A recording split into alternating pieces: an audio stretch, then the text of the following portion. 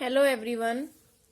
तो आज हम 6.2 एक्सरसाइज स्टार्ट करेंगे क्लास 10th की। तो उसमें हमने सबसे पहले एक थ्योरम करनी है 6.1। जो सारी हमारी एक्सरसाइज है 6.2 हमारी किस पे बेस्ड है, इसी थ्योरम के बेस्ड है। ठीक है, तो इस थ्योरम में देखते हैं क्या है। If a line is drawn parallel to one side of triangle to intersect the other two sides in distinct points, the other two sides are divided in the same ratio. इस line को समझते हैं क्या लिखा है कि अगर कोई हम लाइन को ड्रॉ करें, किसी भी साइड, एक साइड ले लें हम ट्राइंगल की, उसके हम पैरेलल एक लाइन ड्रॉ कर दें और वो बाकी दोनों साइड्स को इंटरसेक्ट करेगी। ये हमें क्लियर ही है कि अगर हम एक लाइन ड्रॉ करेंगे parallel to one side of triangle, वो अदर टू साइड्स को इंटरसेक्ट करेगी एट डिस्टिंक्ट पॉइंट्स। और जो वो अदर टू साइड्स पे इंटरसेक्ट कर रही है तो फिर वो डिवाइड करेगी, बाकी की जो दोनों साइड्स हैं उनको सेम रेशो में डिवाइड करेगी। कैसे, एक हम डायग्राम बनाते हैं, उससे देखते हैं। जैसे कि हमने एक ट्राइंगल बनाई,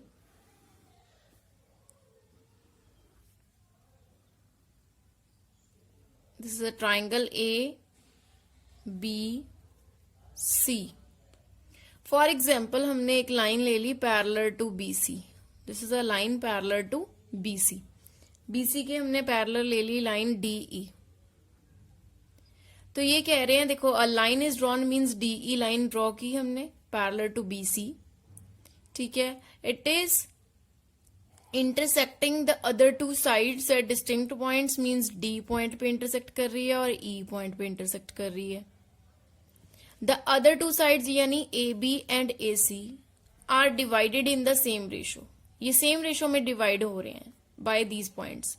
तो यानी हमने प्रूव करना है A D by D B equal to A E by E C. Clear, ये हमने इस थ्योरम का प्रूव करना है इसमें। तो आइए स्टार्ट करते हैं फिर ये प्रूफ। हम इसमें कुछ स्टेप्स होते हैं, हमें step by step he theorem लिखनी पड़ती है। जैसे कि स्टेटमेंट लिख दी, फिर डायग्राम। अब हमने गिवन लिखना है, क्या क्या है हमारे पास। सबसे पहले हम गिवन लिखेंगे। गिवन में हमारे पास क्या आता है, triangle A B C. A B C triangle हमें गिवन है, in which a line parallel to side BC। ठीक है, ट्राइंगल ABC में हमने एक लाइन ली which is parallel to BC, intersects other two sides AB and AC at D and E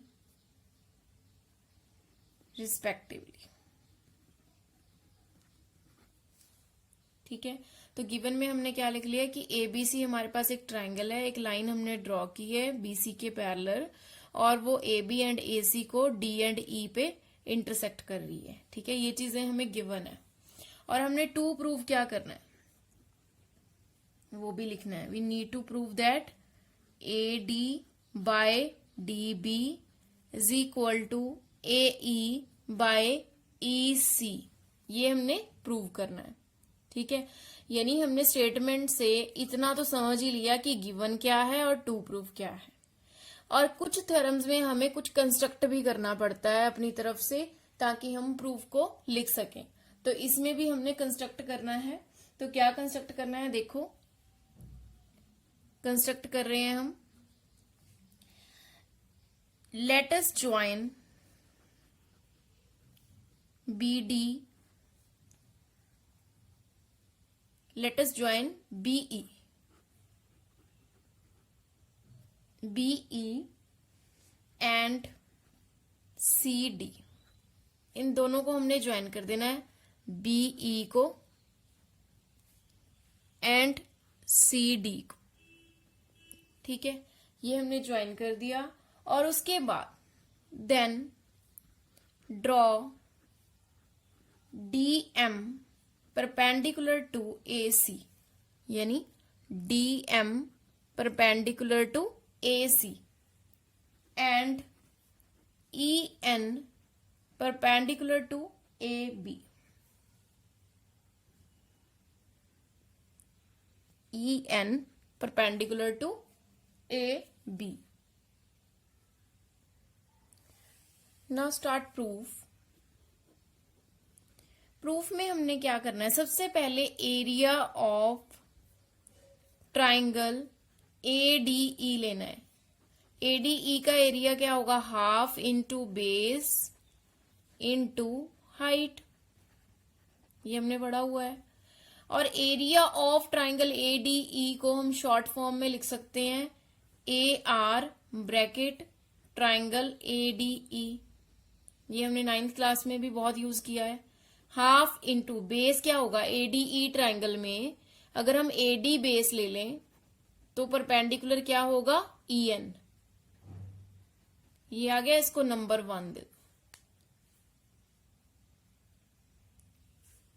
इसके बाद एरिया ऑफ BDE हमने फाइंड आउट करना है। BDE का एरिया क्या होगा, half into base into height. Half into base, base कितना हो गया DB एंड परपेंडिकुलर क्या होगा EN। ठीक है, तो एरिया ऑफ BDE लिखेंगे हम, एरिया ट्राइंगल BDE क्या आ गया हमारे पास, half into DB into EN। ठीक है, अब उसके बाद वही ट्राइंगल को हमने दोबारा यूज करना है। इस ट्राइंगल में अब हम लिखेंगे area of ADE by base AE and perpendicular DM, base AE and perpendicular DM। ठीक है, तो area of ADE half into base AE and perpendicular DM। और उसके बाद फिर वही हमने डायग्राम को यूज करना है, एरिया ऑफ DEC लेना है। DEC का एरिया क्या होगा, half into base into height, again base होगा EC एंड परपेंडिकुलर होगा DM। ठीक है, तो area triangle DEC equal to half into base हमारा हो गया EC एंड परपेंडिकुलर हो गया DM। अब हमने रेशोज लेनी है। रेशोज किसकी लेनी है, एरियाज की। जैसे एरिया ऑफ ADE हमारा आ गया था half into AD into EN, और एरिया हमारा BDE का क्या आया, half into DB into EN। सबसे पहले हम इन दोनों की रेशो ले लेते हैं। Now area triangle ADE upon area triangle BDE equal to, values put कर दो, half into AD into EN over half into DB into EN। अब ये हाफ कट हो गया, EN कट हो गया, तो हमारे पास क्या बचा, AD बाय DB। ठीक है, नंबर 2 इक्वेशन दे दो इसको। अब हम ADE एंड DEC का एरिया की रेशो निकालेंगे। Area ADE over area triangle DEC, values put कर दो, half AE into DM over half EC into DM, half half cut, DM cut, तो हमारे पास आ गया AE by EC। Number 3 equation दे दो। अब हमारे पास ये रेशोज एरियाज के इक्वल है। ठीक है, हमारा काम है कि हमने इन दोनों रेशोज को इक्वल करना है। अगर ये दोनों इक्वल करने हैं तो हमारी लेफ्ट साइड भी दोनों इक्वल होनी चाहिए। तो लेफ्ट साइड में अगर हम न्यूमिनेटर देखें तो न्यूमिनेटर तो ऑलरेडी हमारे पास इक्वल है। बात रहेगी डिनोमिनेटर की। डिनोमिनेटर में हमारे पास है BDE और यहां पे है हमारे पास DEC। ठीक है, तो ये दोनों भी एरियाज इक्वल हैं। क्यों इक्वल है? 9th क्लास में हमने एक रिजल्ट किया था, वो मैं दोबारा बता रही हूं। BDE का area this one triangle and DEC this one triangle, इन दोनों ट्राइंगल्स का एरिया इक्वल है। Why? Because triangles lie between same parallel lines DE and BC and common base DE।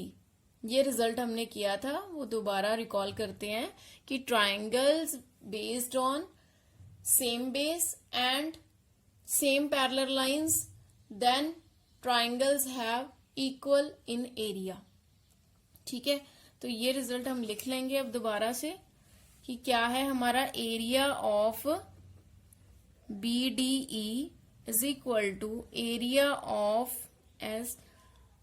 Area triangle DEC, because triangles are on the same base DE and same parallel lines। Clear? तो इन दोनों का area equal आ गया। तो फिर 2 और 3 equation में अगर हम देखें तो लेफ्ट तो दोनों इक्वल ही आ गई, क्योंकि इनका डिनोमिनेटर सेम हो गया, न्यूमिनेटर ऑलरेडी सेम था, तो लेफ्ट साइड इक्वल होगी। तो फिर 2 और 3 से हम क्या कहेंगे? 2, 3 एंड 4 इवन। बाय 2, 3 एंड 4 से हम क्या कहेंगे? AD by DB is equal to AE by EC।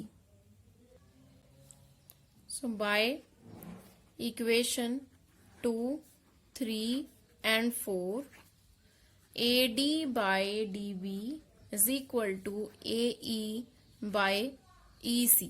ठीक है, यही हमने प्रूव करना था, hence proved। ये हमारी स्टेटमेंट थी, हमारी थ्योरम थी। फर्स्ट थ्योरम है 6.1, इसको BPT थ्योरम भी बोलते हैं।